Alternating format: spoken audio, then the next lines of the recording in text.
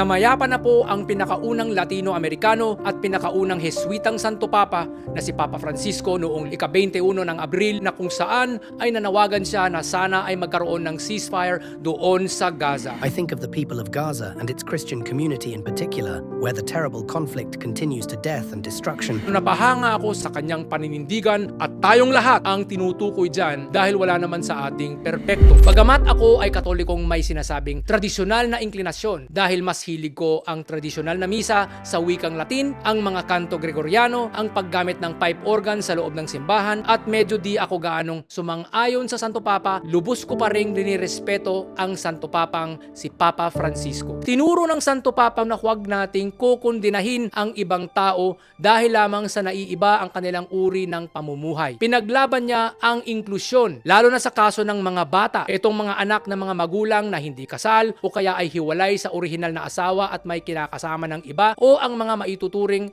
na mga LGBTQIA+ couples at marami pang iba. Sa ganitong pag-iisip, pagiging bukas at inklusibo ni Papa Francisco, napaisip ako, isang Katolikong medyo pumapanig sa pagiging tradisyonal, na kailangan talaga nating iwasan ang pagiging mapanghusga sa ibang tao.